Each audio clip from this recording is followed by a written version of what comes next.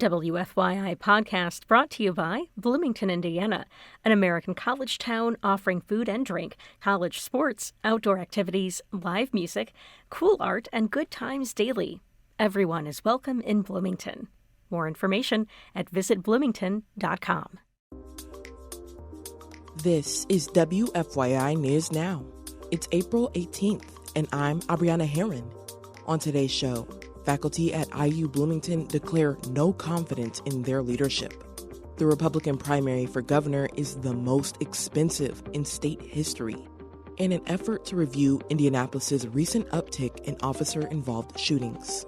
The goal of this study is clear: to identify any patterns or factors that may provide insight into last year's uptick in officer-involved shootings. Those stories coming up. But first, Carl Erskine, famous Dodgers pitcher, last surviving member of the Boys of Summer, and Indiana native, has died at age 97 at a hospital in Anderson. Erskine was born in Anderson and began playing baseball there at age 9 in a local parks program. The Dodgers recruited him after he served in World War II. He held a baseball world record for 10 years for most strikeouts in a World Series. He also pitched 2 no-hitters, helped the Dodgers win 5 National League pennants, and appeared in 5 World Series. He pitched his final game in 1959, returned to Anderson, and opened an insurance business. He coached baseball at Anderson College and was active in the community, and he was inducted into the Indiana National Baseball Hall of Fame. One of Erskine's children, Jimmy, was born with Down syndrome, which led Erskine to champion the cause of people with developmental disabilities, and he was long involved with Special Olympics.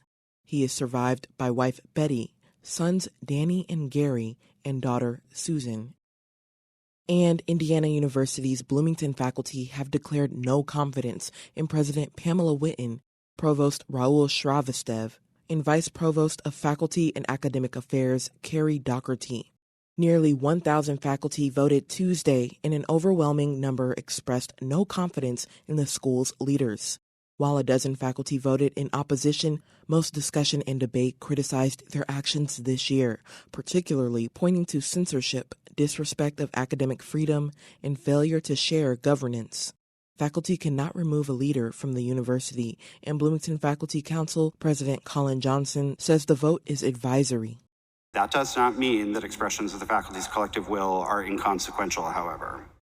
Whitten responded to the vote in an email to faculty. She encouraged them to share their opinions, and she said she pledges to listen and learn. The Board of Trustees also responded. In a statement, the board says it fully supports Whitten and is confident in her vision and leadership. Indiana's 6 Republican candidates for governor have spent more than $35 million, making it the most expensive primary in state history. Indiana Public Broadcasting's Brandon Smith reports $20 million of that total came in just the last 3 months. Despite raising far less money than 3 of her opponents, Lieutenant Governor Suzanne Crouch has the significant financial advantage heading into the final weeks of the primary campaign. Crouch has more than $3 million cash on hand, while none of her 5 opponents has more than $1 million. Still, U.S. Senator Mike Braun, Brad Chambers, and Eric Doden likely won't struggle for money in the run-up to primary election day.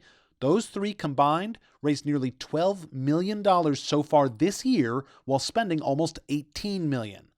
Curtis Hill and Jamie Rittenauer are on the outside looking in when it comes to money. Hill ended March with about $34,000 in his campaign account, and Rittenauer about $6,000 in hers. For Indiana Public Broadcasting, I'm Brandon Smith at the State House. And for our final story today, the city of Indianapolis has entered into an agreement with the Department of Justice to review the recent uptick in officer-involved shootings. As Ben Thorpe reports, the DOJ will look at data, policies, and practices instituted by the Indianapolis Metropolitan Police Department. In 2023, IMPD recorded 18 officer-involved shootings, the highest in recent years. In 2016, the department recorded 16. In a pre-recorded statement with city leaders, IMPD Chief Christopher Bailey said the review would not look into the conduct of individual officers. The goal of this study is clear: to identify any patterns or factors that may provide insight into last year's uptick in officer-involved shootings. City officials say the review is being conducted at their request. Last year, the lead instructor of IMPD's de-escalation training told WFYI the uptick may be related to increased resistance from civilians. I'm Ben Thorpe. That's all for today's episode of WFYI News Now. Our podcast is produced by the following people who live in your community: Drew Dodlin, Kendall Antron, who composed the music for this podcast, and me, Abriana Herron. Our news director is Sarah Neal Estes. If you like today's episode, remember to subscribe and share, and follow WFYI on Instagram, Facebook, and YouTube to check in on our newsroom throughout the day. Thanks for listening. We'll be back tomorrow.